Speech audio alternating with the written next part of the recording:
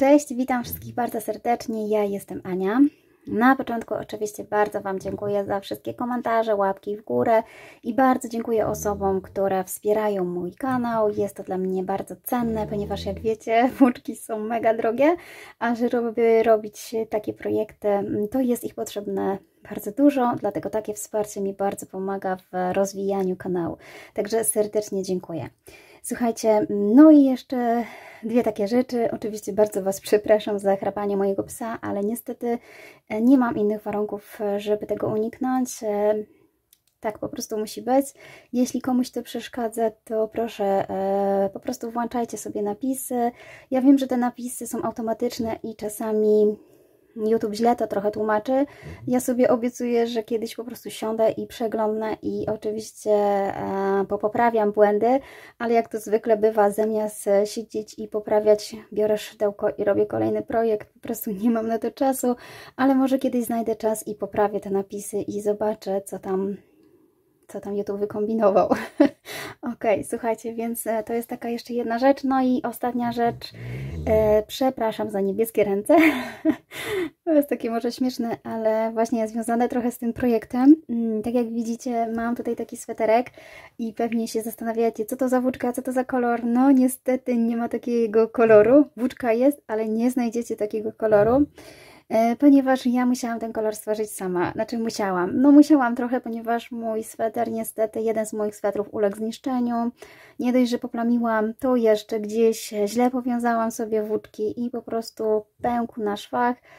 Nie na szwach, właściwie właśnie gdzieś w środku, dlatego mi strasznie przeszkadzała ta dziurka. No i postanowiłam spróć cały projekt, a że był troszeczkę poplamiony sweterek, to włóczka też była poplamiona, nie dało się tego sprać, więc stwierdziłam, że pokombinuję, poszaleję, bo kupiłam sobie barwnik i stwierdziłam, że zafarbuję tą włóczkę. Więc tak wyszło moje farbowanie. Jestem amatorką, jeśli chodzi o farbowanie, więc nie wiem, nie powiem Wam dokładnie, co źle zrobiłam i dlaczego tak wyszło. Może źle dlatego, ponieważ ja kupiłam sobie barwnik w kolorze grafitowym i tego barwnika było na tyle dużo, że powinien starczyć, a mimo to nie został zafarbowany tak, jak powinno zostać, ale efekt końcowy, efekt uboczny wyszedł świetnie. Mi się bardzo podoba ten kolor, więc cieszę się, że to jednak nie jest ten grafit. Ten kolor to jest po prostu takie niebo, taki kosmos, więc ja się bardzo cieszę, że tak wyszło. Tutaj widzicie właśnie ten kłębuszek. Jeśli chodzi o farbowanie włóczki, no to właśnie ja farbowałam włóczkę Drops Baby Merino i to też pewnie był jeden z błędów, ponieważ ten sweterek był w kolorze białym i to nie było włókno surowe, więc pewnie dlatego też ta farba nie wnikła do końca we wszystkie możliwe tutaj części tych włóczek. Pewnie wiecie, że właśnie farbuje się włókna bardziej surowe, ale jak najbardziej białe też się nadają, tak jak widzicie. Powstaje wtedy taki melanż kolorowy. Jeśli chodzi o farbowanie, to no nie mam z tym doświadczenia, ale bardzo mi się to spodobało. No niestety też właśnie nie wypłukałam sobie dobrze tej włóczki i przez to jak zaczęłam przerabiać ten sweterek, po prostu barwiły mi jeszcze ręce. Dlatego dopiero po zrobieniu sweterka zdecydowałam, że po prostu jeszcze raz go wypiorę i dokładnie wypłukam. I tak też zrobiłam. Ten sweterek po prostu został wyprany po zrobieniu w całości i teraz już nie farbuję. No właśnie, więc tak jak mówię, jeśli chodzi o ten projekt i o włóczkę, którą można użyć, pamiętajcie, że możecie używać dowolnych włóczek. Po prostu zróbcie sobie próbkę i sprawdźcie, jak wygląda próbka, czy Wam odpowiada. Ja na przykład zrobiłam sobie na początku próbkę w ogóle z włóczki Drops Safran. Więc to w ogóle była bawełna 100% i miałam zrobić bawełniany, ale że zrobiło się zimno, to stwierdziłam, że zrobię sobie właśnie zimowy sweterek. Więc jak najbardziej po prostu róbcie próbkę i dostosujcie rozmiar szydełka pod swoją włóczkę. Ja użyłam szydełka 3 mm. I właśnie, ja Wam bardzo polecam sprawdzić sobie ten wzorek, ponieważ jest to nowość. Ja tego jeszcze nie pokazywałam na kanale. Wzorek jest przepiękny. Zobaczcie, jaką ma tutaj strukturę. Przypomina bardzo taki wzorek na drutach, właśnie ten wzór dziany. Przede wszystkim jest płaski. To nie jest ciężki sweter wielki z jakimiś właśnie ściągaczami. Jest delikatny, mięciutki. No jest super. Ja po prostu znałam ten wzór, ale czekałam chyba na włóczkę, z której przerobię ten sweter i znalazłam wreszcie to, co mi po prostu pasuje. Więc dobierzcie sobie włóczkę wedle swojego uznania. Ja Was zachęcam do sprawdzenia, jak zrobić taki wzorek. bo jest po prostu przepiękny. Jeśli chodzi o sam wzór, to on jest właśnie bardzo mało włóczkożerny, jeśli można tak powiedzieć, ponieważ ten sweterek zmieściłam się w 470 gramach, czyli to jest zupełnie nowość, bo zazwyczaj przekraczam te 500 gramów, bo szydełko jednak zawiera dużo tej włóczki. No i też uzyskałam dosyć taki duży ten sweterek, długi, ponieważ on ma szerokość tam 52 cm, długość nawet 60 cm, rękawki długie.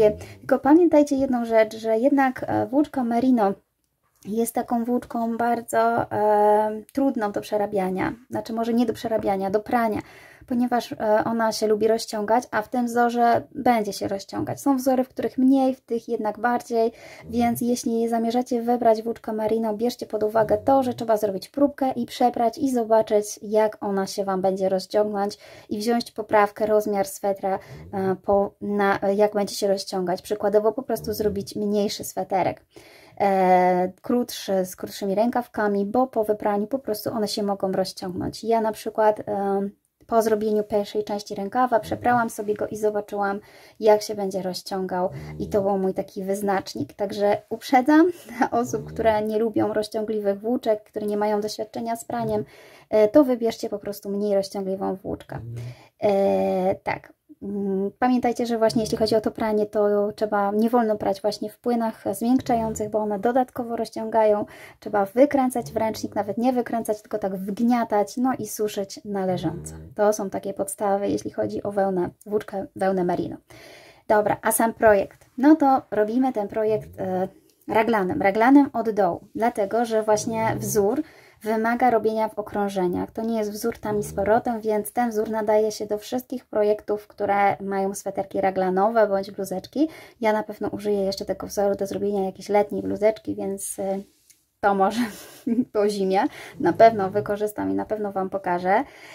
Więc ten raglan zaczynamy oczywiście od zrobienia sobie rękawów, ponieważ rękawy odcinamy włóczkę i kończymy, natomiast panel środkowy, włóczka z panelu środkowego prowadzi dalej i będziemy do niej doczepiać dalej właśnie te rękawki i później pracować tutaj na górze.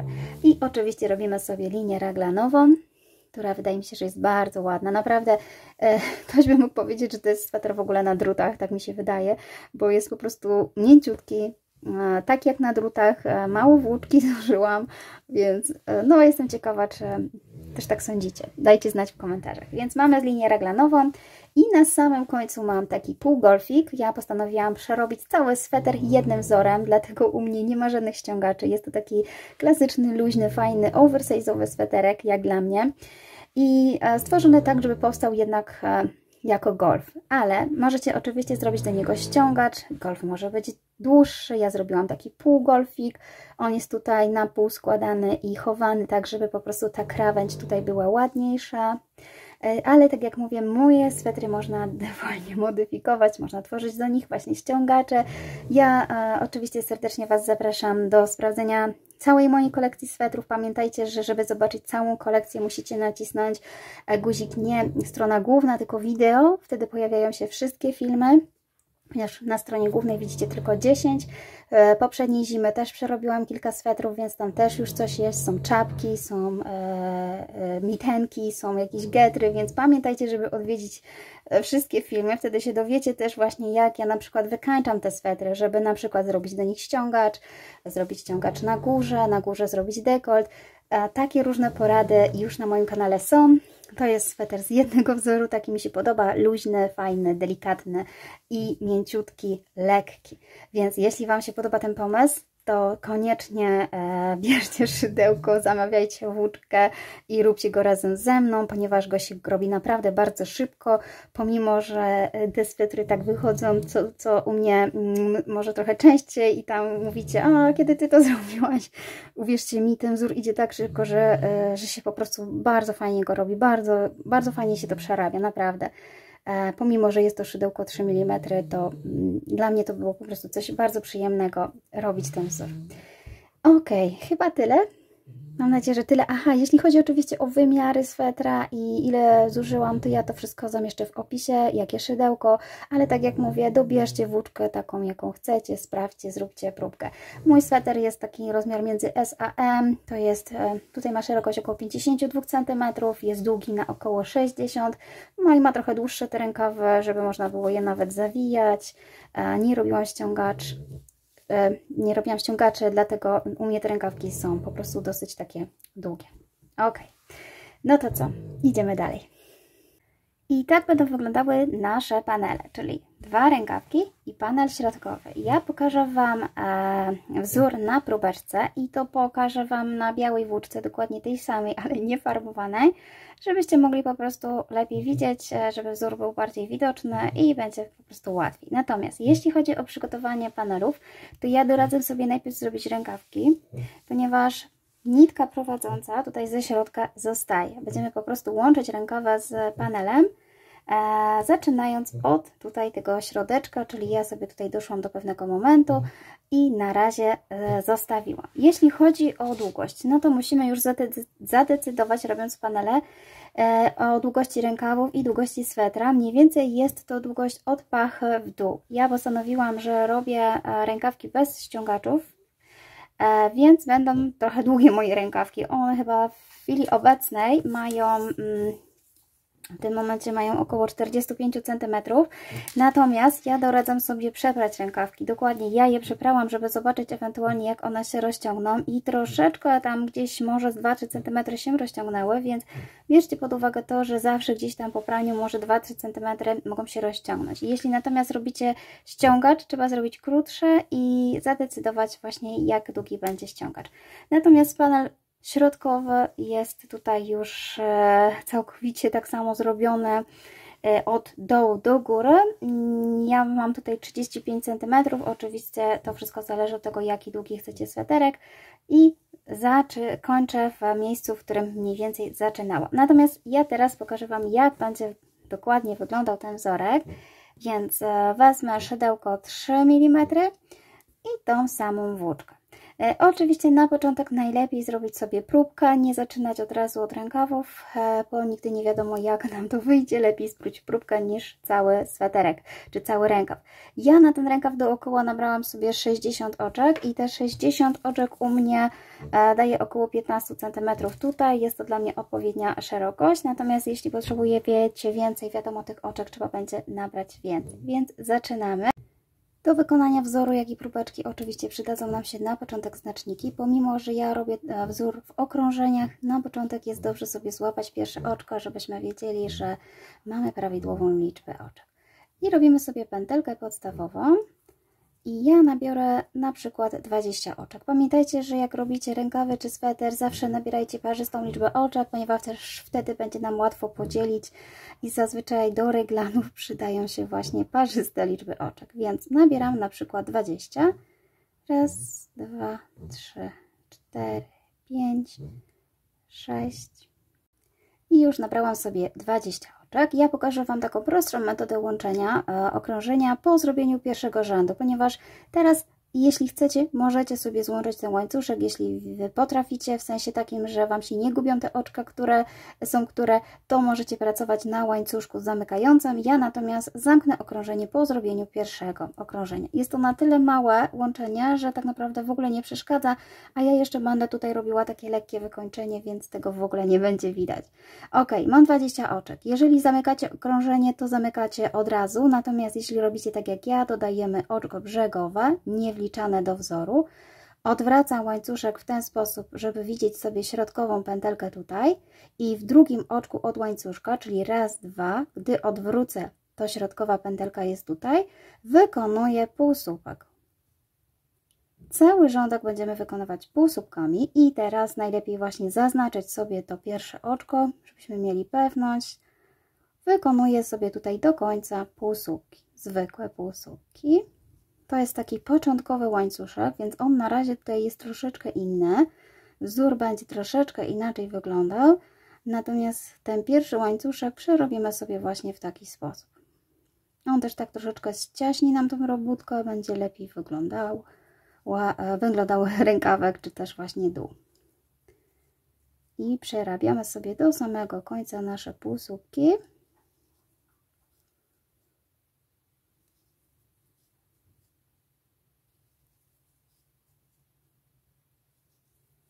Jeszcze mi to dosłownie niewiele zostało, więc przerobię z Wami, nie będę się rozłączać. Ok, zobaczcie, mam tutaj jeszcze dosłownie 3. Na początek może troszeczkę być trudności, żeby zrobić, ale później pójdzie naprawdę bardzo łatwo i szybko. I ostatni.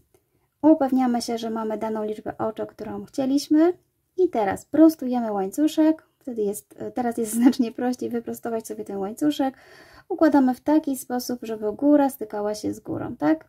Czyli mamy tutaj przód, nasze półsłupki, góra do góry, na dole zostaje sznureczek. I teraz właśnie łączymy sobie z tym pierwszym oczkiem. Czyli tutaj, gdzie miałam zaznaczone, wbijam się.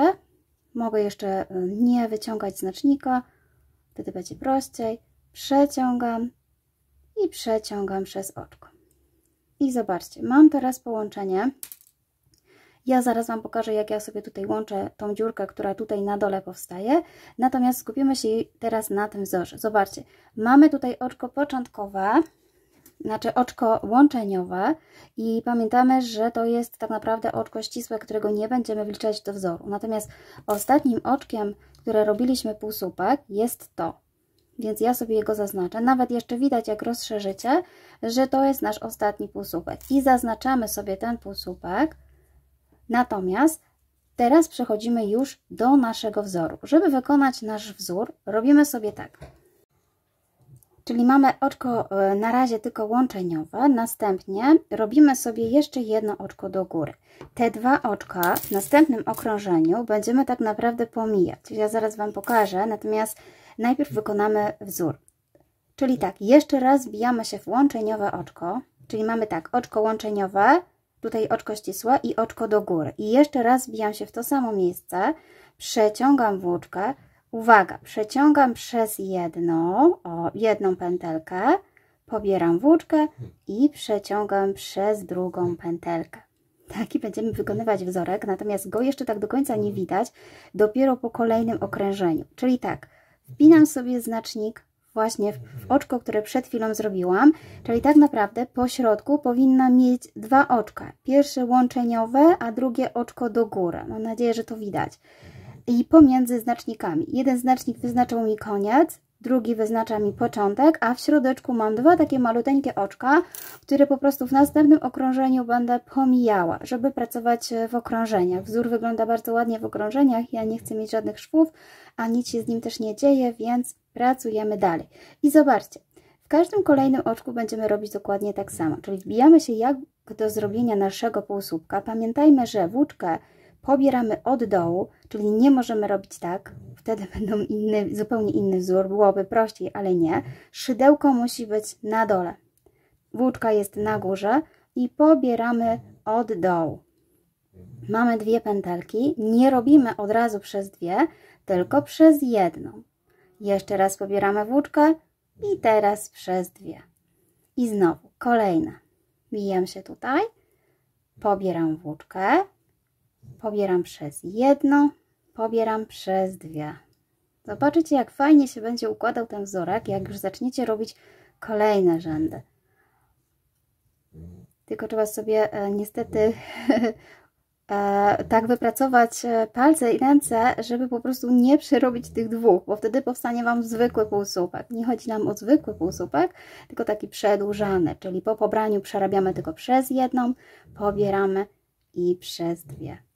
I zobaczcie, jak to fajnie tak naprawdę szybko idzie na wysokość i też ładnie wizualnie to wygląda. Ja przerobię z Wami ten rządek i zaraz Wam pokażę właśnie to tutaj łączenie. Jeśli macie swój sposób na łączenie, oczywiście możecie go wykorzystać. Ja zrobiłam sobie tak, jest naprawdę bardzo mało widoczne, mi to nie przeszkadza. Wolę zrobić tak, niż mieć szef łączeniowy po całości. Wzór też się nie wyciąga, nie wygina, więc myślę, że warto skorzystać ze spiralki i nie mieć tego łączeniowego wzoru po całości. I zobaczcie, dzięki temu, że ja sobie tutaj zaznaczyłam tymi znacznikami. Wiem, które oczko mam przerobić ostatnie i które pierwsze. Czyli zobaczcie, mam tu jeszcze jedno, drugie i tu jest ostatnie moje oczko, więc wpinam się tutaj w ostatnie. Raz i dwa. I to jest moje pierwsze oczko. I właśnie tutaj robię taki manewr, że ja sobie tak mocno tutaj przybliżę do siebie te dwa oczka, czyli pomijam te ścisłe, o których Wam mówiłam. Tu już sobie wyciągnę. Mocno tak sobie przybliżę, żeby ściaśnić ten wzorek i po prostu robię dalej. Robię dalej to samo. W tym momencie już nie interesują mnie znaczniki, ponieważ pracujemy sobie cały czas w okrążeniach. Jakiś włos mi się wdarł. I początkiem dla nas jest tak naprawdę tutaj to miejsce, gdzie mamy niteczkę wystającą z dołu. I zobaczcie, ja cały czas robię dokładnie tak samo. Czyli najpierw się wbijam, pobieram przez jedno, później przez dwa. Cały czas. Zobaczcie, jakie to jest proste i tak naprawdę bardzo fajnie, szybko idzie. I jeszcze raz pokażę Wam to, jak wyszło właśnie przy łączeniu.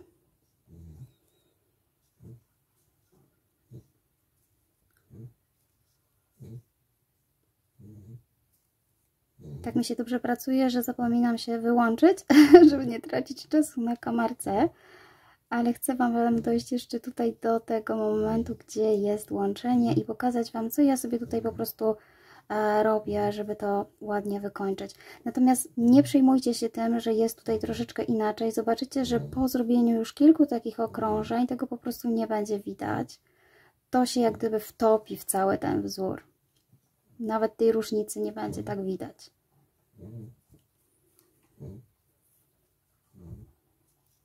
I cały czas tak samo. Pamiętajcie, że zawsze na dole musicie mieć właśnie taki mniejszy półsłupek. Ja zaraz Wam pokażę. Przerobię sobie tylko kilka rzędów. I przerobiłam sobie troszeczkę tej próbeczki do góry, żeby Wam pokazać, jak wygląda na przykład właśnie w kolorze białym. Czyli to, co tutaj widzimy, tą literkę V i to, co tutaj jest na górze, ten ostatni wzorek, tutaj malutki, to jest właśnie ta ostatnie nasze zaciągnięcie, czyli pierwsze oczko i drugie. To drugie, ono się tak troszeczkę zmniejsza, tak jak tutaj widzicie. Ta próbeczka jest przeprana, więc ona jeszcze się ładnie ułożyła, natomiast zawsze po zrobieniu takiego sweterka warto przepłukać, przeprać, bo wzór ma prawo się po prostu jeszcze ładnie wyprostować i ułożyć. I zobaczcie, ja tutaj troszeczkę tak rozszerzę, żebyście zobaczyli, nie wiem, czy tu ostrość się uda zabrać. Mamy właśnie tutaj takie większe V i mniejsze V, czyli to jest właśnie ten wzorek podwójny i robi się go ładnie w rzędach. Zobaczcie, że idzie równo. Jeśli chodzi o tą końcóweczkę jeszcze, można sobie po prostu, jeżeli macie właśnie tutaj taką przerwę teraz, złapać tutaj oczko z tej strony ostatnie, przeciągnąć sobie tutaj ten sznureczek przez to oczko i zrobić oczko ścisłe. Wtedy mamy pewność, że wzórek już jest połączony. Tak jak mówię, ja jeszcze będę sobie obrębiała tutaj oczkami ścisłymi z narzutem, ale to pokażę Wam na końcu, żeby dokładnie jeszcze wyrównać tą tutaj przestrzeń. Jeśli natomiast Wy robicie ściągacz, to wiadomo, ten ściągacz też będzie zakrywał to łączenie. I zobaczcie, robimy sobie taką próbkę. Najlepiej, jeżeli próbka by była trochę większa i szersza, bo wtedy jest bardziej miarodajna, ale dla przykładu, na przykład jeżeli chcecie wyliczyć, ile na rękawek oczek, to oczywiście rękaw bierzemy objętość rękawa w najszerszym miejscu ręki, żeby wiadomo, nam się po prostu rączka zmieściła. Czyli zobaczcie, u mnie na górze tutaj próbka wynosi około 5 cm, czyli ja nabrałam 20 oczek, czyli tak naprawdę tutaj z tej strony mam 10 oczek, mniej więcej. Czyli po prostu zobaczcie, 10 oczek daje mi około 5 cm i w taki sposób wyliczamy, że 10 oczek to jest moje 5 cm i gdy już znamy obwód naszej ręki w najszerszym miejscu, na przykład 35 cm, zapisujemy pod centymetrami, czyli to jest nasza szukana liczba oczek. Jeżeli skorzystamy z metody krzyżowej matematycznej, która polega na tym, że przemnażamy sobie na krzyż 35 razy 10 i dzielimy przez to, co tutaj zostało, przez 5. Powinna nam wyjść liczba oczek. Oczywiście zaokrąglamy ją do liczby parzystej, na plus bądź na minus, w zależności jak tam Wam wyszło. Mniej więcej staramy się w taki sposób właśnie oszacować. Ok, matematyka na bok. Zajmujemy się teraz zrobieniem sobie właśnie 2 rękawków i środkowego panela. Ja już mam to zrobione, więc po prostu pokażę Wam teraz łączenie.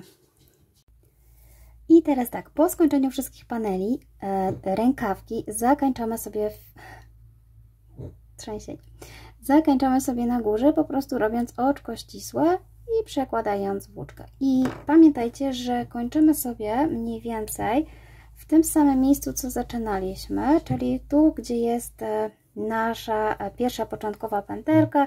Idziemy sobie rządkiem do góry, mniej więcej w tym samym miejscu. Te rzędy bardzo łatwo policzyć, bo tak jak widzicie, je bardzo łatwo widać, więc bardzo łatwo wykonać po prostu 2 takie same podobne rękawy. Nie musimy pisać, możemy po prostu na bieżąco sobie te rządki policzyć.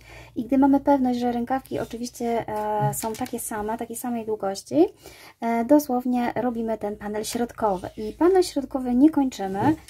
Panel środkowy, już tutaj Wam pokazuję, tylko muszę sobie go ułożyć oczywiście do góry. Pamiętajcie, że ten wzór jest na tyle podobny, żebyście odróżnili, gdzie jest dół, gdzie jest góra. Góra oczywiście jest tutaj w tym miejscu, gdzie mamy zakończenie takie jedno oczko wyższe, drugie niższe. Natomiast panel środkowy ja kończę również w momencie, gdzie miałam tutaj sznureczek, czyli idę sobie mniej więcej, patrzę, gdzie jest tutaj bok, żeby po prostu ten bok był, żeby ta końcówka była na boku, nie gdzieś na środku. I już wchodzę w kadr. Teraz podzielimy sobie ten panel. Ja, tak jak mówiłam Wam na początku, jest potrzebna liczba oczek parzystych, dlatego że będziemy sobie teraz wydzierać linie raglanowe.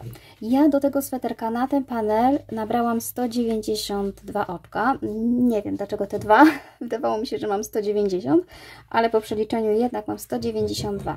I co robimy? Od 192 odejmujemy sobie 4. 4 to będą nasze 4 punkty raglanowe. U mnie jest to 192 minus 4, mamy 188, tak? I teraz te 188 dzielimy jeszcze na 2. U mnie wychodzi 94. Po co? Po to, że jak macie sobie taki właśnie panel kwadratowy, on jest tutaj tak naprawdę dookoła, na górze, robimy w taki sposób, że ten brzeg, który tutaj jest, zaznaczamy sobie od razu, wbijamy sobie 2 obok siebie znaczniki. To są właśnie tutaj te 4 oczka. Najpierw z tej strony 2 i z tej strony 2, więc żebyśmy mieli podzielone porówno, musimy wiedzieć, ile zostaje na panel przedni i tylny. I właśnie u mnie panel tylny 94, panel przedni 94 i po bokach po jednym oczku tutaj mam zaznaczone, czyli w sumie mam dalej 192 oczka, z tym, że właśnie mam zaznaczone markery w tych tutaj 2 bokach, po 2 markery. I dokładnie musicie zrobić to samo, czyli zobaczcie, 2 oczka obok siebie, 2 oczka obok siebie i w środku równa liczba oczek. I dopiero teraz możemy przejść do łączenia sobie naszych rękawów. Oczywiście bierzemy górę rękawa, nie dół. Ja kiedyś tak zrobiłam, że wzięłam dół, bo wzór był bardzo podobny. Mi tutaj wypadło to jedno oczko, ale nie szkodzi, wiem, że to było tutaj. I już pokazuję Wam łączenie. Łączenie tak naprawdę nie będzie jakieś skomplikowane, ponieważ będziemy po prostu przerabiać sobie dalej, czyli tak, pierwszy nasz punkt raglanowy przerabiamy zwyczajnie, czyli to jest ten pierwszy mój znacznik. Ja przerabiam sobie raz i 2, mój wzorek. Dalej zaznaczam sobie tutaj znacznikiem, gdzie jest to moje pierwsze oczko. Dalej sobie wbinam przerobione. Następnie przechodzę do rękawa, ale zaczynam od tego momentu, mam nadzieję, że widać, pomimo że jest ten kolor ciemny, od tego niższego rzędu. Następne oczko z niższego rzędu, czyli to tutaj zostawiam. To będę robiła z powrotem. I po prostu przybliżam bardzo blisko siebie tutaj do wzoru, do siebie te 2 panele i przerabiam sobie tutaj to samo, czyli po prostu przerabiam, jakbym dalej robiła we wzorze. Oczywiście powstanie nam delikatna dziurka, ale ja to później będę po prostu zszywała. I tutaj przyda nam się jeszcze jeden znacznik w innym na przykład kolorku, żeby również zaznaczyć te oczka. Nie jest to konieczne, bo wiem, że będą to 2 oczka, będzie podwójna linia reglanowa, ale dla pewności możecie to zrobić. I dalej przerabiam dookoła mój rękawek, cały czas tak samo. Czyli łączenie to jest tak naprawdę przerobienie blisko siebie tych oczek, ciąg dalszy. Czyli tak, dojdę do ostatniego oczka, czyli tak, przerobiłam sobie już cały rękaw z drugiej strony, jestem tutaj dosłownie na drugiej stronie i zostało mi ostatnie oczko do przerobienia, właśnie to takie wysokie, to z tą końcóweczką, gdzie macie włóczkę i oczywiście tutaj również przerabiam sobie jak we wzorze i znowu robię dokładnie to samo, czyli w drugim znaczniku, z drugiej strony, tu gdzie właśnie mam wpięty, również wykonuję to samo, czyli bardzo blisko siebie łączymy, żeby ta nitka była bardzo bliziutko, żeby nie powstawały duże dziury. Przerabiam sobie drugą część tutaj mojego wzoru, czyli mamy raz i 2. Ok, czyli tak, ten znacznik już mogę sobie wypiąć. I znowu mogę sobie poznaczyć te 2 oczka. Powiedzmy, że to oczko od rękawa znaczę sobie innym tutaj kolorkiem, a to oczko od panelu tym pomarańczowym. Tak naprawdę te znaczniki później nie będą aż tak bardzo potrzebne, tylko na początek, żebyśmy się po prostu nie pogubili. No jest ich trochę tutaj potrzebnych. I mamy, słuchajcie, połączone pierwszy rękaw. I dalej znowu przerabiam plecyki do momentu, aż dojdę do moich kolejnych znaczników tutaj i znowu doczepię sobie rękawek, czyli ja przerobię znowu do znaczników i już przerobiłam sobie tą część i teraz znowu jestem z drugiej strony, będziemy doczepiać drugi rękawek i robimy dokładnie to samo, czyli w miejscu, gdzie mieliśmy ten pierwszy znacznik, przerabiam jedno oczko zwyczajnie tak jak w moim wzorze i od razu sobie je zaznaczam, żebym wiedziała, która to jest to linia reglanowa. To będziemy robić, jak już zaczepimy rękawek, czyli teraz w tym momencie przykładamy sobie rękawek, tak jak mówiłam, tą niższą częścią, czyli kolejne wolne oczko jest tutaj. Wiem, że mam ten kolorek taki niemało widoczny, ale tu jest te ostatnie oczko, które zrobiłam, a tu jest te, które bym zrobiła następne, czyli znowu bardzo bliziutko siebie przykładamy i przerabiam tak, jakbym robiła po prostu dalej w kolejnym oczku. I mamy raz i 2. I znowu znaczę sobie tutaj od strony rękawów moją kolejną linię reglanową. I tutaj dalej przerabiam znowu rękawek, aż dojdę do kolejnego, tego drugiego mojego znacznika z tej strony. I już przerobiłam sobie znowu rękawek i do zrobienia został ostatni punkt reglanowy, czyli dokładnie to samo, co było w poprzednim miejscu, czyli tu, gdzie mam rękawek, taki już ostatnie oczko od rękawka, przerabiam oczko, zaznaczam i z powrotem wracam do mojego panelu, tu, gdzie miałam jeszcze jeden punkt i w tym punkcie przerabiam oczko.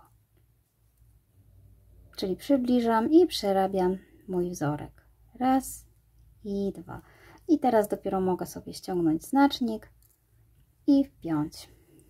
Mamy, słuchajcie, połączone rękawy. Teraz przerabiamy jeszcze raz ten panel tutaj do momentu, kiedy zaczynaliśmy. Czyli ja przerobię sobie tą część i pokażę Wam, co dalej. Ok, mamy wykonany pierwszy rząd. Rękawki są doczepione z obu stron. Wygląda to teraz tak, że w zależności od jakiej liczby oczek mieliście tutaj ten rękawek, doczepiliśmy sobie tutaj tą część, czyli nasze rękawki.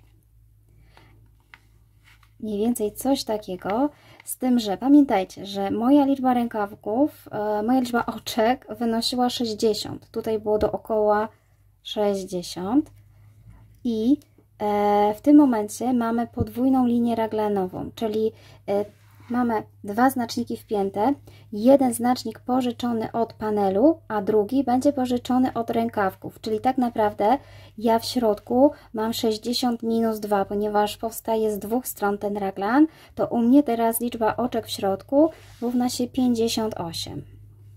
Zarówno z tej strony, jak i z tej, ponieważ mam tu podwójną linię raglanową. Czyli z każdej tutaj strony mam po dwa znaczniki, tu dwa, tu dwa, tu dwa, tu dwa, tak? Czyli w tym momencie ja mam wszystko połączone, mam wyznaczone już punkty raglanowe i zajmujemy się teraz już robieniem sweterka w całości.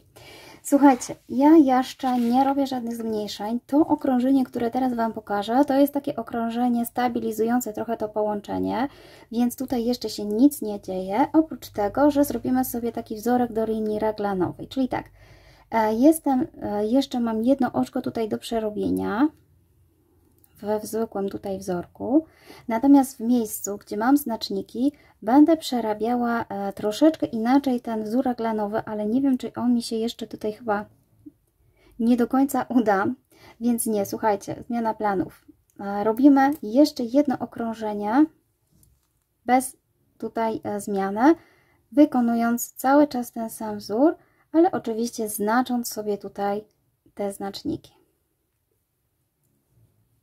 Ponieważ chciałam zrobić wzór troszeczkę inaczej, ale on jeszcze się nie uda, bo jest tutaj dziurka, więc musimy przerobić jeszcze raz, ustabilizować sobie to połączenie, po prostu przerabiając blisko siebie wzorek. Cały czas tak samo, czyli we wszystkich punktach przerabiamy wzór, pamiętając, żeby jeszcze raz wpinać sobie znaczniki. Ja już tego okrążenia nie będę pokazywała. Zobaczcie, że jak sobie przerobimy, to on będzie już ładnie tutaj wyglądał i wtedy powiem Wam, co z tą dziurką. Czyli zobaczcie, róbcie okrążenie dookoła po jednym oczku w każdym łańcuszku.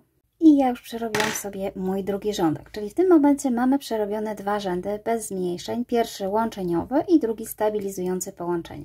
I teraz zaczynamy od rzędu zmniejszającego, ale zanim właśnie pokażę Wam, jak ja będę rozpisywała sobie ten raglan zmniejszający, to pokażę Wam, jak wygląda rząd zmniejszający, a później skupię się na tym, żeby Wam powiedzieć, jak właśnie rozplanować sobie ten raglan. Moja linia niebieska niestety to jest jeszcze farbująca włóczka, ponieważ ja jej do końca dobrze nie przepłukałam. Takie są właśnie efekty kombinowania z włóczką, ale spokojnie już próbowałam spłukiwać, więc muszę po prostu jeszcze raz wybrać sweter. Przepraszam z góry za moje niebieskie ręce. Słuchajcie, w środku oczywiście powstała nam delikatna dziurka. Ją sobie na końcu, ja po przerobieniu kilku rzędów ją sobie dopiero zszyję. Mamy tutaj tą włóczkę od rękawa, więc możemy ją wykorzystać do zszycia. Po prostu na lewej stronie, gdy już przerobicie znaczną część robótki, gdzie już będzie widać, gdzie powstały dziurki, trzeba będzie sobie tutaj delikatnie igłą zszyć. Ja jeszcze tego nie robię. Natomiast teraz pokażę Wam, jak będę robiła zmniejszenia. Zgodnie z tym, co Wam tutaj pokazywałam, mamy dwa punkty raglanowe, dwa oczka na raglan. Takich punktów w sumie mamy 4, czyli przy każdym raglanie, przy każdym punkcie zmniejszamy z tej strony panel i z tej strony rękaw. Przy każdym rękaw, panel, panel, rękaw, rękaw, panel. Czyli my w sumie przy każdym okrążeniu zdejmujemy po całości 8 oczek. 2 na rękaw, 2 na panel tylni, 2 na przód i 2 na rękaw. Tak, żebyście zrozumieli, że my tak naprawdę pomniejszamy okrążenie o 8 oczek. Ja Wam zaraz rozpiszę, jak będzie wyglądało to zmniejszenie, bo może się okazać, że nie damy rady zrobić zmniejszenia w każdych okrążeniach. To wszystko będzie zależało od tego, ile macie tak naprawdę zrobienia rzędów i ile oczek na rękawie. Ale najpierw skupmy się na zmniejszeniu. Zmniejszenie wykonujemy przed naszym znacznikiem i po, czyli teraz zmniejszam panel. Ja sobie zaznaczyłam tutaj moje okrążenie pełne, czyli tak naprawdę to, gdzie ja tutaj zaczynałam. Oczywiście to widać, ale mi jest wygodnie, żebym się nie pomyliła, gdzie jest po prostu pełne okrążenie. I zaczynamy od zmniejszenia, czyli oczko przedostatnie, przeciągamy włóczkę i w ostatnim przed znacznikiem również wkładam szydełko i przeciągam. Mam 3 pętelki. Teraz pobieram włóczkę, przeciągam przez 2, pobieram, przez 2. Czyli tak będzie wyglądało nasze zmniejszenie. Ja Wam jeszcze raz pokażę za chwilkę. Natomiast teraz skupimy się na tej linii raglanowej. Ja zdecydowałam, że ta linia będzie troszeczkę inna, dlatego nie mogłam zrobić jej na początku, w pierwszym okrążeniu, bo nie byłoby tego tak do końca widać.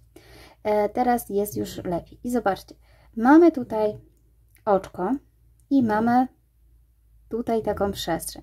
Żeby sobie zrobić taką ładną linię raglanową, będziemy za każdym razem wbijać się w to oczko tutaj poniżej, nie to pierwsze, tylko to większe, czyli przekładamy dosłownie, bijemy się w środek, musimy popatrzeć sobie na to oczko nie tu u góry, tylko tu na dole, bić się w środek i dopiero przełożyć włóczkę raz i przełożyć 2.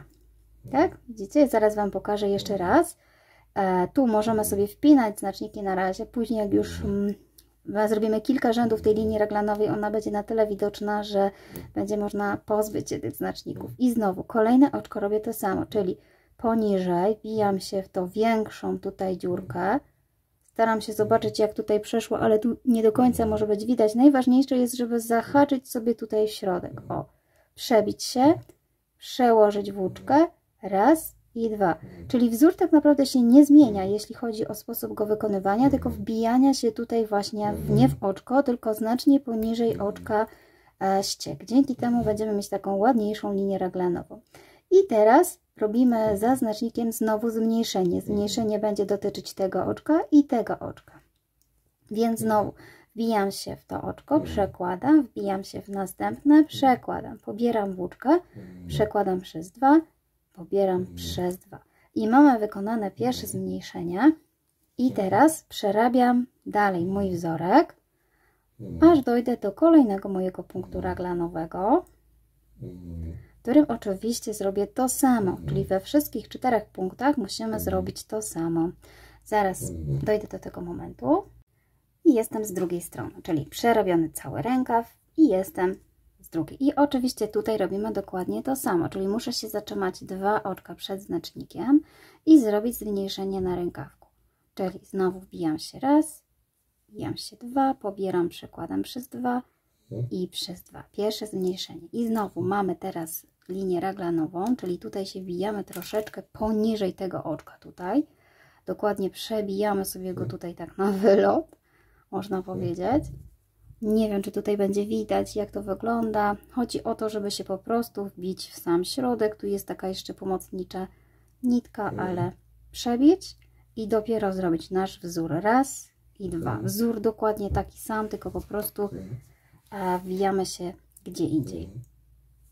I wpinamy znacznik i znowu to samo. Tak przy okazji może taka mała zapowiedź, będę na pewno robiła wzorek z tego wzoru, znaczy sweterek z tego wzoru, z samego tego wzoru. Mam nadzieję, że wyjdzie równie pięknie. Mam go w planach, będzie bardziej taki może wiosenny, więc raczej nie na zimę, ale wydaje mi się, że wyjdzie fajnie, bo już robiłam próbkę i będzie na pewno ekstra, więc czekajcie na taki filmik. Ok, 2 linie raglanowe i zmniejszenie. Raz, 2, przez 2 i przez 2. I teraz przerabiamy sobie dalej tył. I dokładnie, słuchajcie, robimy to samo z tej strony. Czyli dochodzimy do tego momentu, zatrzymujemy się 2 oczka przed, zmniejszamy. 2 linie raglanowe, zmniejszamy. Odwracamy, zmniejszamy 2 linie raglanowe, zmniejszamy i widzimy się, jak przerobię sobie tą część, żeby Wam po prostu już pokazać, czyli dojdę do tego momentu, wytłumaczyć, na czym będzie polegała ta linia raglanowa, jak często ją robić. No, czyli ja przerabiam to ogrożenie i zaraz do Was wracam. Ok, ja przerobiłam sobie już ten rządek zmniejszający, czyli dokładnie we wszystkich 4 punktach mam zrobione zmniejszenie, dzięki temu już mam pomniejszone tutaj rękawki. Czyli tak, zgodnie z rozpiską, to co Wam tutaj podawałam moją, na początek łączyliśmy, czyli mieliśmy tak,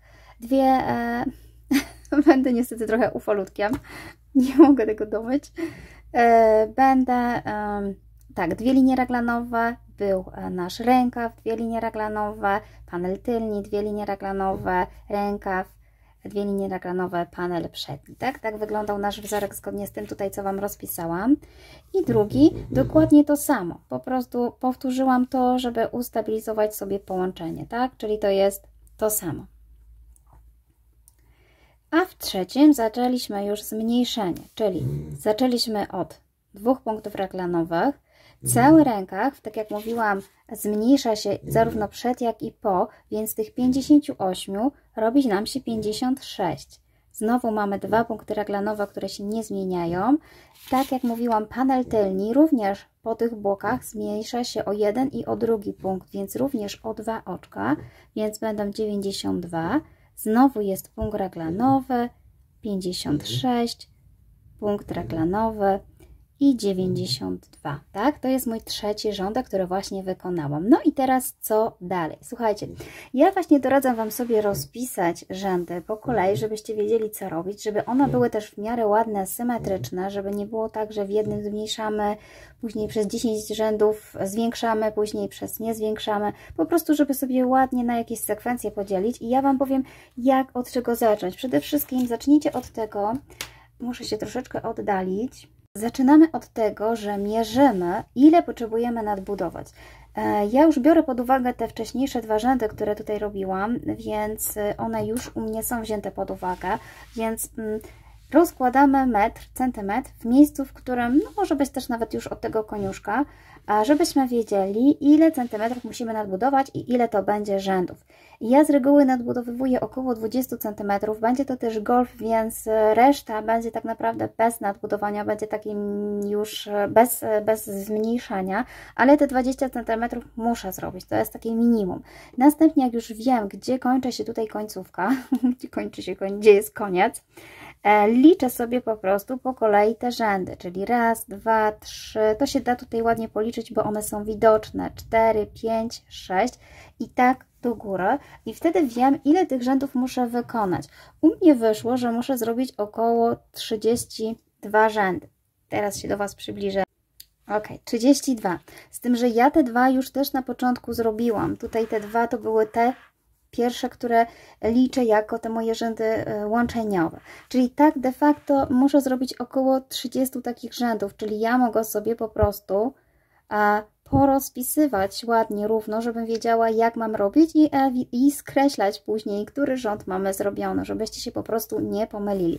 I tak naprawdę ja muszę sobie tutaj dojść do 30. 30 rząd to będzie mój ostatni. Jest to takie mniej więcej, ale bardzo łatwo to też można się później pogubić i też to daje tam taką pewność, że zrobimy sobie dokładnie. No i słuchajcie, teraz wszystko zależy od tego, ile mieliście oczek na rękawie.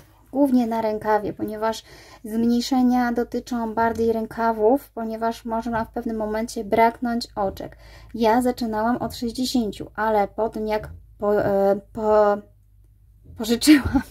pożyczyłam 2 oczka na raglan, zostało mi 58, więc zobaczcie, głównie sugerujcie się z oczkami z rękawu, ponieważ z panelu mamy dosyć ich dużo i wiemy, że nam nie braknie. Więc ja mając 58 oczek na rękaw, wykonując 30 rzędów brakłoby mi, ponieważ w 30 rzędach, to jest mój ostatni 30 rząd, ja tak naprawdę zmniejszam o 2, więc to by oznaczało, że ja potrzebuję 60 oczek, a nie mam tyle. Na dodatek, gdybym doszła do tego 30 rzędu, to nie dość, żeby mi brakło tych 2 oczek, to mogłoby się okazać, że góra by była zbyt wąska i nie przeszłaby mi głowa przez po prostu mój golf. Co najlepiej zrobić?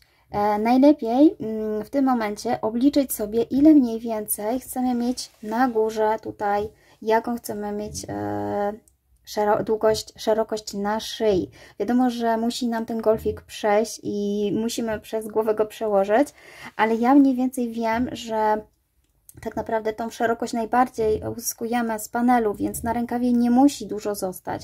Ja, ponieważ mam taką liczbę niecałkowitą, więc postanowiłam, że te 8 oczek z każdego brzegu sobie po prostu zostawię, żeby było na końcu na rękawie 8 oczek. Czyli z jednej strony będzie 8 oczek na rękawie, z drugiej i tutaj jeszcze nie liczyłam, ale na panelu to również można zobaczyć, ile Wam wyjdzie, ale zostawiam te 8 oczek. Wy możecie zostawić 10 oczek, 6 oczek, ważne, żeby cokolwiek po prostu zostało. Zrobiłam to po to, żeby mieć po prostu ładną, równą liczbę 50, czyli wychodzi na to, że ja mogę zejść z 50 oczek, tak? Czyli chcę się pozbyć 50 oczek. Żeby zrobić podwójne, żeby zrobić okrążenia, zmniejszyć 50, przy robieniu zmniejszeń w każdym okrążeniu musiałabym zrobić 25 rzędów, tak? Ponieważ, tak jak mówiłam, pozbywamy się po 2 oczek z każdego okrążenia, tutaj i tutaj, więc tak naprawdę to by było 25 okrążeń, czyli brakuje mi jeszcze 5 okrążeń, tak? Czyli jeszcze muszę zrobić jakieś 5. 5 tak naprawdę bez żadnych zmniejszeń, czyli zobaczcie, teraz możemy sobie rozpisać, ponieważ ta liczba moja akurat 30, tu w sumie, które muszę zrobić, jest łatwa do podzielenia. Mogę to podzielić przez 5, tak? I wyjdzie 6. Dlaczego przez 5? Dlatego, że muszę po prostu zobaczyć, ile rzędów mogę zrobić w danej sekwencji i kiedy mogę zacząć robić rządek bez zmniejszeń. Czyli jeżeli ja sobie te 30 podzielę na 5, to wyjdzie mi, że robię 6 rzędów. Jedna sekwencja to będzie 6 rzędów. Z tym, że 5 to będą rzędy zmniejszające, a 6 zwykły, bez żadnych zmniejszeń. Czyli zobaczcie, licząc od tego momentu, to był mój pierwszy rząd zmniejszający. Następny również będzie zmniejszający, czyli dojdę do 54, tak? Tutaj będę miała 92 i tak dalej, i tak dalej. Kolejny rząd również zmniejszający. Tu będzie 52, tu będą dwa oczka, tu będzie 88, tu będzie 2. I znowu kolejny rząd zmniejszający, czyli dochodzę do 50, tu będą znowu te oczka raglanowe, 86, 2, raz, 2, 3, 4, jeszcze jeden, 2, 48, 2, 84, 2 i tak dalej.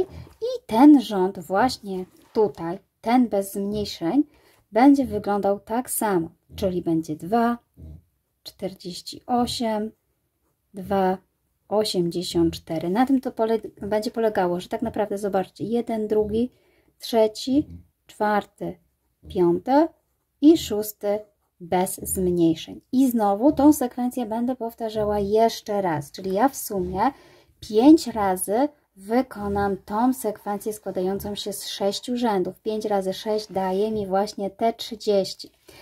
Może trochę skomplikowane, słuchajcie, nie musicie tak dokładnie robić jak ja. Możecie swoją metodą spróbować. Jeśli macie dużo oczek na rękawie, bo mój rękaw może nie jest aż taki właśnie szeroki, może się okazać, że u Was zmniejszanie w każdym rzędzie będzie odpowiednie, bo na przykład wystarczy, że macie nabrane już 70 oczek, tak? I już Wam się po prostu uda uzyskać tą samą wysokość nawet co ja. To wszystko zależy od tego, ile takich rzędów musicie zrobić. Tak jak mówiłam, przymierzcie centymetr i sprawdźcie, zobaczcie. I od tego, jaki szeroki macie rękaw, ile oczek możecie sobie na tym rękawie zmniejszyć. I zostawcie sobie właśnie jakąś część na ten rękaw po boku. To nie musi być dużo, to może być właśnie liczba, która Wam pozwoli zejść do liczby całkowitej, łatwej, którą będzie właśnie łatwo przemnożyć. To może być nawet, no może 4 za mało, ale 6, 10, 12, dowolnie, w zależności od tego, jaki szeroki ten dekolt chcecie uzyskać. Tak naprawdę po obliczeniu tej ilości rzędów, tak jak ja wiem, że mam do zrobienia 25 rzędów zmniejszających i 5 żadnych, bez zmniejszeń, znaczy nie żadnych, bez zmniejszeń, też wiem, że ile ja zejdę z oczek na panelu, tak? Czyli ja wiem, że po tych 25 rzędach, nawet z tymi rzędami, czyli po 30 rzędach, 50 oczek również schodzę na górze, tak? Czyli z tych 94 mam tutaj minus 50, tak? Czyli zostaje mi 40 oczek na górze. Mam nadzieję, że się nie mylę. Zawsze jak przychodzi o matematykę, to zastanawiam się, czy ja Wam dobrze tutaj wszystko odejmuję i dodaję. I po co ta informacja? Po to, że możecie sobie przeliczyć, gdzie macie te 40 oczek, policzyć, ile właśnie zajmuje Wam 40 oczek centymetrów, doczepić jeszcze te, co macie na rękawach po boku, tylko też pamiętajcie, że bok, jeżeli mam 8 oczek, to liczę tutaj 4, bo 4 są z poprzedniego brzegu, tak? Z poprzedniego z tyłu. I wtedy możecie mniej więcej oszacować, ile Wam wyjdzie, jaka Wam wyjdzie długość dekoltu. Ja wiem, że to jest dużo liczenia, dużo może skomplikowanego i samodzielnego myślenia, że ja Wam wszystkiego nie podam, ponieważ ja tak naprawdę nie dedykuję ten sweterek jakiejś konkretnej włóczce, możecie używać innej. Chcę Wam po prostu pomóc rozplanować ten reglan, jak możecie to zrobić. Jeżeli macie swoje już sposoby sprawdzone, to korzystajcie z niego. Jeśli Wam na przykład pasuje mój też pomysł, możecie również tak robić tak jak ja. Pamiętajcie, że nawet jeżeli mielibyście tutaj liczbę do zrobienia 34 rzędów i wtedy ta liczba nie jest łatwo podzielna, też się nie przejmujcie, bo ostatni czy pierwszy rząd może być zawsze inny, ta sekwencja może być taka wyrównująca, to się może zmieniać, to nie musi być dokładnie tak jak ja. Ważne, żeby ten rząd po prostu bez zmniejszeń gdzieś umieścić, żeby uzyskać daną wysokość, a żeby szybko nie zmniejszyć i żeby sweter też miał odpowiednią długość, żeby się nie okazało, że jest właśnie za krótki i że nie możemy na niego ubrać i na nas nie pasuje. To wszystko musicie sobie niestety albo stety dopasować. Każda dziewiarka wie, że musi troszeczkę czasami policzyć i użyć tej matematyki, bądź może po prostu już macie tak tą sztukę opanowaną, że niepotrzebnie tutaj Wam mówię. Mam nadzieję, że Wam się przyda to i ja, słuchajcie, zrobię po prostu takim sposobem, jak Wam powiedziałam, czyli ten rządek pierwszy, który zrobiłam zmniejszający, już zaliczam do pierwszego rzędu. Następny również będzie zmniejszający, czyli dla mnie w sumie te 4 rzędy będą zmniejszające, 5 rzędów będzie zmniejszających, łącznie z tym tutaj paskiem, a 6. rząd będzie bez zmniejszeń. I rząd bez zmniejszeń jest bardzo prosty, bo my po prostu nie robimy żadnych zmniejszeń, i staramy się po prostu robić ten rządek do góry, ale oczywiście pamiętając o tym, że musimy robić tą linię raglanową dalej. Ja teraz Wam jeszcze tutaj właśnie pokażę, jak to wygląda przy kolejnym rzędzie. I zgodnie z tym, co mówiłam, drugi rząd robię rząd zmniejszający, ale chcę Wam jeszcze pokazać rząd bez zmniejszeń. Bez zmniejszeń jest bardzo prosty, bo po prostu wbijamy się w każde takie oczko, w każdym punkcie i przerabiamy sobie zwyczajnie nasz wzorek. Tylko pamiętajcie, że ta linia raglanowa, ja wcześniej nie powiedziałam, bo może dla mnie to było oczywiste, a może nie jest dla wszystkich, że gdy wyciągniecie sobie ten znacznik, żebyście się nie pomylili i nie wbijali tutaj w ten słupek, bo zawsze jest oczko, a później jest półsłupek, tak? Czyli najpierw widzimy oczko, a do niego półsłupek widzimy tu, czyli ten półsłupek jest do poprzedniego oczka. To pamiętajcie, żeby się właśnie nie pomylić. I tutaj ta linia raglanowa zawsze będzie taka sama, zawsze będziemy się wbijać poniżej, nie w te takie ciaśniejsze, tylko te luźniejsze oczko i będziemy przerabiać zawsze tak samo. Jeśli macie problem z przerobieniem takiej linii raglanowej, jak najbardziej nie musicie tego robić, możecie dalej korzystać z tego wzoru tutaj, nie musi to tak być, ale to ładnie wygląda i warto się czasami pomęczyć. Ok, zobaczcie, ja niestety muszę to spróć, dlatego że to jest mój rząd zmniejszający, więc muszę jeszcze raz zrobić dosłownie to samo, czyli to zmniejszam. Gdy sobie właśnie rozpiszecie te rzędy, tak jak ja Wam pokazałam, każdy taki rząd po zrobieniu można sobie skreślać i dzięki temu wiemy, w którym miejscu jesteśmy i się nie pogubimy. I teraz mamy 2 linie raglanowe. Oczywiście możemy tak naprawdę korzystać ze znaczników, bądź też nie, jeśli już widzicie, o popatrzcie, ta druga linia, wbijam się w ten szerszy tutaj, w szersze oczko i przerabiam raz i 2. Ja już nie będę wbijała drugiego znacznika, ten pierwszy mi informuje, że mam podwójną linię. Za dużo tych znaczników to też ciężej się pracuje. I tak. I tak będą wyglądały każde poszczególne rzeczy. Tak naprawdę, słuchajcie, te zmniejszenia widać, więc jeżeli nie rozpisujecie i nie skreślacie, też można wywnioskować, że tutaj jest trochę większy ten bąbelek, więc na pewno był rząd zmniejszający i wtedy można sobie je policzyć. Ale wiadomo, lepiej sobie zawsze wszystko zapisywać, żeby mieć pewność, co zrobiliśmy. Ok, słuchajcie, podsumowując. Ja robię, tak jak Wam powiedziałam, 5 rzędów zmniejszających, 1 bez. 5 zmniejszających, 1 bez. Idę tak do góry. Robię dosłownie to samo we wszystkich 4 miejscach, tak, żeby było równo. Pamiętajcie, żeby nie zapominać o kolejnych punktach, bo jeśli zapomnicie zmniejszyć w jednym bądź w drugim, wtedy linia będzie szła krzywo, no i nie będziecie mieć równą liczbę oczek i na górze, jak już dojdziecie do końca, się okaże, że coś tu nie gra. No niestety musimy pilnować tych zmniejszeń, pilnować rzędów, liczyć, sprawdzać, kombinować. Ok, to ja robię i pokazuję Wam, jak to u mnie wyszło. Mam nadzieję, że się nie zniechęciliście do tego reglanu.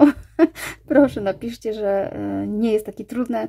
Po prostu być może czasami jest tak, że zmniejszenia w każdym rzędzie są bardzo wygodne, ale nie zawsze ta wysokość nam na to pozwala, nie zawsze ta liczba oczek. U mnie akurat rękaw jest wąski, więc mi na to nie pozwala. Być może Wam pozwoli na to, że nie musicie nic przeliczać. Zrobicie sobie tylko zwężenia w każdym rzędzie i będzie git.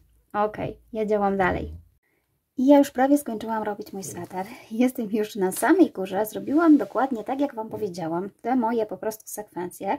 Z tym, że wprowadziłam lekką zmianę, ponieważ ja chcę, żeby ten sweterek miał golfik, a gdy doszłam do tego momentu, do samej góry, po zrobieniu tych sekwencji, jednak u mnie ta szerokość jeszcze była za szeroka przy dekolcie. I jeśli planujecie zrobić zwykły sweter ze zwykłym ściągaczem, to po prostu ta część tutaj może być niżej. Natomiast jeżeli potrzebujecie zrobić golf tak jak ja, to musicie dojść do tego momentu mniej więcej, żeby ta część nie była za szeroka. Oczywiście jeśli chcecie taki szeroki golf, to też może być. To tak naprawdę zależy od Was.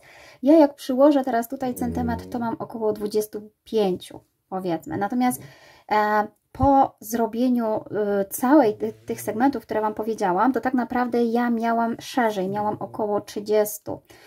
Więc co zrobiłam dalej? Ponieważ na rękawie nie mam tutaj już zbyt wiele oczek, zrobiłam do 6 oczek, czyli nie 8, tylko 6, to tak naprawdę musicie ustalać na bieżąco, ponieważ tak naprawdę improwizujemy troszeczkę i patrzymy na bieżąco, jak idzie tutaj ta góra. Więc ja zrobiłam później jeszcze jeden rząd zmniejszający rękaw, natomiast żeby uzyskać mniejszą szerokość tutaj przy dekolcie, zrobiłam 3 rzędy zmniejszające tylko panele, czyli nie zmniejszałam już rękawków, robiłam zmniejszenie tutaj, tutaj i tutaj, z tej strony, czyli pomijając dosłownie tą część przy rękawach, żeby już nie zmniejszać rękawów z tej strony i z tej, więc zmniejszenie dotyczyło już tylko tych 4 punktów, które dotyczą paneli i dokładnie zrobiłam sobie 3 takie rzędy. Tutaj pewnie nie będzie widać, ale 3 rzędy jeszcze zmniejszające właśnie, ażeby uzyskać trochę tutaj węziej, żebym mogła sobie zrobić golfik bardziej do szyi. To wszystko zależy, co Wy chcecie osiągnąć. Pamiętajcie, nie bójcie się kombinować, nie bójcie się zwiększać, zmniejszać. To tak naprawdę można sobie łatwo dostosować pod siebie. Ja jeszcze Wam powiem, jeśli a propos chodzi właśnie o tego reglaniku. Reglan idzie naprawdę bardzo równo, bardzo prosto. Jeśli podzielicie go sobie na segmenty, tak jak ja na przykład, że właśnie 5 rzędów zmniejszające, 6 nie, bądź 4 zmniejszające, 5 nie. Dowolnie wybierzcie tak, żeby uzyskać wysokość, którą potrzebujecie. Można w trakcie sobie właśnie manipulować i zmieniać. Pamiętajcie tylko, że tutaj właśnie przy tym reglanie, nie wiem, czy to było widać w poprzednim, my wbijamy się w oczko jak gdyby pod tym takim mniejszym zaciągniętym, w to większe oczko, czyli w to drugie oczko z naszego wzoru. Tutaj. I wtedy uzyskamy właśnie taki nietypowy, ładny wzorek linii reglanowej, biegnący w tą stronę. I pamiętajcie też, żeby to oczko robić w miarę luźno, żeby Wam się po prostu nie ściągała robótka. Ok, słuchajcie, gdy już skończycie tę część, więc decydujecie, czy robicie sobie ściągacz do niego. Można sobie ściągacz na przykład zrobić z słupków, półsłupków reliefowych, raz przód, raz tył. Można robić też inny ściągacz. Taki ściągacze ja na przykład pokazuję w takim sweterku sportowym, gdzie tworzę łańcuszek tam i z powrotem zaczepiam. Jeśli macie ochotę zobaczyć, jak wygląda na przykład właśnie ściągacz zrobiony taką metodą, to poszperajcie na moim kanale, są przeróżne swetry i ja mam przeróżne wykończenia, a w różny sposób pokazuję, jak to można zrobić. Ja natomiast tutaj stwierdziłam, że zrobię właśnie taki półgolf, czyli taki nie do końca wysoki golf, troszeczkę niższy i jeszcze się zastanowię, czy będzie zawijany, czy nie. Natomiast na tym etapie kończymy już zwężanie. Już się do Was przybliżam, czyli my w tym momencie, żeby zrobić golf, będziemy iść cały czas do góry. I ja również wykorzystuję ten sam wzór, ponieważ chcę, żeby to był taki sweter w jednym wzorze, nie chcę dodawać tutaj żadnych innych akcentów, więc mój golf tak naprawdę ma ten sam wzór, tylko pomijam już tak naprawdę linię raglanową, nie robię tej linii raglanowej, a tylko robię dookoła, bez żadnych zmniejszeń, ten sam wzór. Czyli ja zaznaczam sobie tutaj początek, żebym wiedziała, gdzie jest ten początek. Natomiast, czyli tak naprawdę kończymy w miejscu, w którym zaczynaliśmy reglan. Pamiętajcie, że zawsze końcem jest ta część, gdzie był tutaj sznureczek. I tutaj w ostatnim okrążeniu nie robię żadnego zmniejszenia, ponieważ zaczynałam od zmniejszeń, więc tu ostatnie okrążenie nie ma zmniejszenia. Wybaczcie mój palet, ale tak się zabarwił, że nie wiem, czym go mam domyć. Muszę niestety ten sweterek dobrze wypłukać i przebrać, zanim go założę, bo inaczej będę niebieska. Słuchajcie, czyli tak, mam linię raglanową. Jeśli robicie dalej golf, to nie przerabiajcie linii raglanowej, tylko przerabiajcie po prostu już zwykły wzorek. W ten sposób. Tylko ja jeszcze zastanawiam się nad jedną rzeczą, czy zrobię sobie ten golfik wywijany i tutaj muszę podjąć decyzję, dlatego że jeśli chciałabym go wywinąć do środka, to postanowiłam, że pierwszy rząd dookoła można zrobić tylko w przednią pętelkę, tutaj, czyli nie zahaczam w całą pętelkę, tylko w przednią, dookoła, ale tylko raz, jeden rządek. Dlaczego? Dlatego, że jak będę chciała go wywinąć do środka, to mogę go tak naprawdę ładnie już tam zszyć od środka, wykorzystując ten łańcuszek. Tutaj chyba pobrałam całe oczko. Już niestety z przyzwyczajenia. Chodzi mi tylko o tą pierwszą pętelkę. Zaraz Wam powiem, o co chodzi. Zaryzykuję i zrobię tak. Zobaczę, jak będzie wyglądał golf z wywinięciem.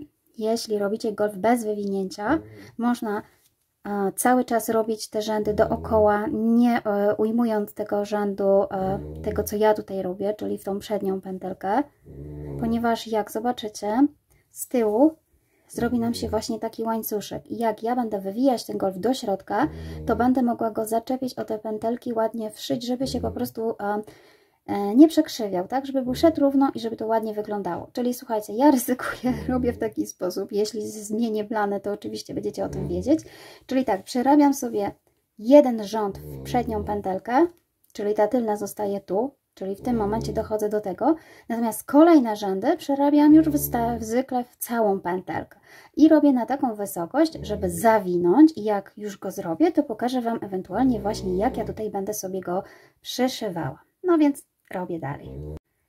I ja już skończyłam robić mój golf. Ja mam tutaj około 7-8 cm.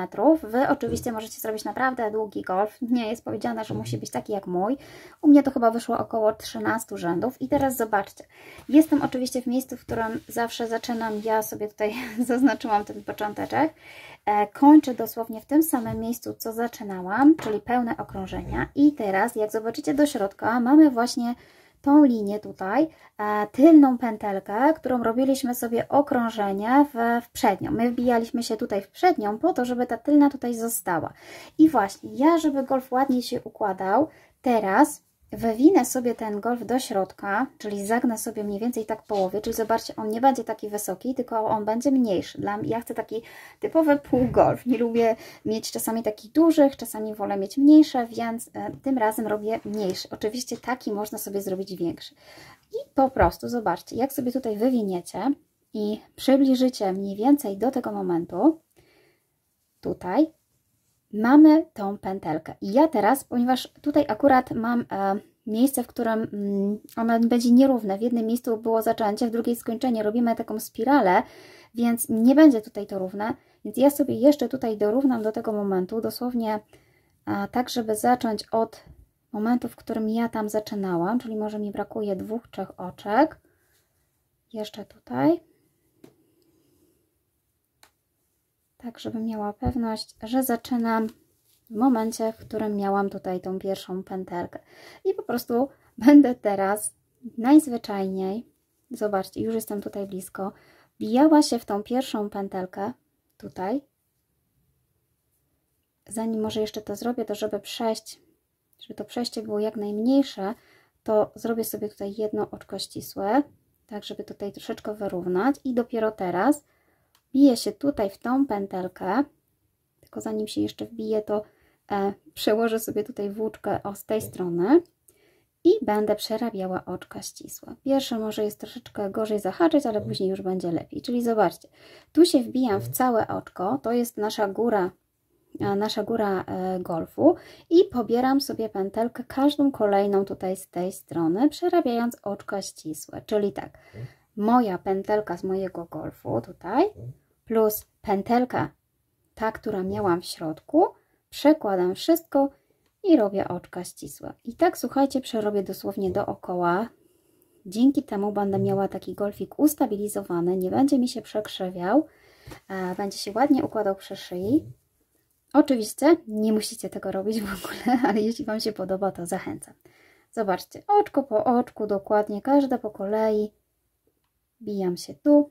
Robimy to jak gdyby właśnie na tej lewej stronie od środka tutaj. Tej części w ogóle nie będzie widać, ale za to ładnie będzie na górze. I ja przejdę sobie dookoła i pokażę Wam, jak to wygląda. I ja już przerobiłam sobie dookoła, tak to będzie wyglądało u nas w środku. Natomiast ostatnią pętelkę oczywiście trzeba sobie odciąć włóczkę, zrobić oczko ścisłe, zacisnąć i pochować we wzorze tak, żeby się po prostu nam nic tutaj nie rozleciało. I zobaczcie, tak będzie prezentował się ten golfik. Już pokazuję Wam od tej strony. Wydaje mi się, że to fajnie wygląda, ładnie się układa. Już próbowałam, więc polecam sobie zrobić w ten sposób. Natomiast pokażę Wam jeszcze, jak sobie wyrównać krawędź na dole. Ponieważ tak jak mówiłam, ja nie robię ściągaczy. To jest taki sweterek jednego wzoru, więc jeszcze pokażę Wam a propos tych krawędzi tutaj. Więc jeśli chodzi jeszcze o wykończenie rękawów i dołu, to wiadomo, mamy ładny tutaj łańcuszek, więc jeśli Wam to nie przeszkadza, możecie sobie tak zostawić. Ja natomiast postanowiłam przerobić sobie jeden rządek oczek ścisłych z narzutem, po to, żeby ten warkoczyk lepiej wyglądał i też, żeby tak może zablokować tę robótkę w ten sposób, że on się wtedy też będzie ładniej układać. Jeżeli potrzebujecie zawęzić sobie właśnie tę część, to zamiast oczek ścisłych z narzutem można zrobić bez narzutu. Wtedy tak samo ten rękaw, on się bardziej tutaj zawęzi.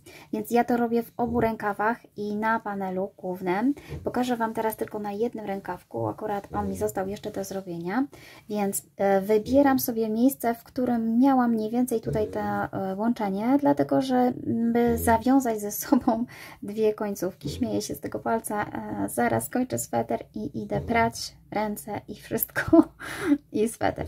Zobaczcie, wybieramy sobie tutaj te oczka. Ja tutaj pokazywałam Wam to łączenie, więc może nie do końca widać te oczka, natomiast wybierzcie sobie na przykład pierwsze dowolne, bądź tutaj taką przestrzeń. Tutaj nie do końca mają znaczenie te oczka, czy się wbijecie dokładnie w te same tutaj przy tym łączeniu, bo tu nie widać tego i nie ma znaczenia. Po prostu chcemy sobie ładnie obrębić krawędź. Więc robimy początkową pętelkę, przekładamy i robimy oczko ścisłe. I znowu w tej samej pętelce robię narzut i w tym samym oczku, w którym doczepiłam włóczkę, przekładam szydełko i przerabiam oczko ścisłe z narzutem. Jeszcze raz. To pierwsze oczko właśnie można sobie zaznaczyć, żebyście wiedzieli, gdzie ono tutaj jest. W ten sposób. I teraz dookoła wbijam się w te oczka tutaj, wszystkie, i przerabiam sobie oczka ścisłe z narzutem. I tak jak mówię, jeśli chcecie bardziej zawęzić tą robótkę, zamiast tego narzutu tutaj, jeśli przerobicie same oczka ścisłe, ta robótka Wam się bardzo właśnie tak zaokrągli, zawęzi, żeby nie była taka szeroka, nawet te rękawki czy dół. To wszystko zależy od tego, jaki szeroki macie ten sweterek, czy chcecie, żeby się właśnie tak troszeczkę zawęził. Po prostu spróbujcie obu metod i zobaczcie, która jest dla Was lepsza. I tak dosłownie przerabiam dookoła, tylko jeden rządek, dosłownie jeden rządek, więc tu już naprawdę zostało niewiele. Ja sobie tak przerobię. I przerobiłam sobie prawie już tutaj dookoła, jestem w miejscu, gdzie mam tutaj to łączenie. Jeśli widzicie tutaj jakąś przestrzeń, gdzie właśnie macie dziurkę, można się tutaj jeszcze wbić i przerobić sobie nawet to dodatkowe oczko. Następnie będę łączyła z tym oczkiem, które tutaj zaznaczyłam. Więc bijam się, tylko muszę sobie przełożyć wszystkie te moje sznureczki, mi się tutaj źle poukładały. Ok, więc bijam się tutaj, zobaczcie, w to pierwsze oczko i łączę oczkiem ścisłym w taki sposób. Ja mam jeszcze być może tutaj, nie, o, łączymy. Oczywiście odcinam sobie włóczkę, robię oczko ścisłe, zaciskam I wszystkie tutaj te sznureczki chowam do środka, łączę tak, żeby nie było ich widać. I słuchajcie, to by było na tyle. Robię to w 2 rękawach panelu.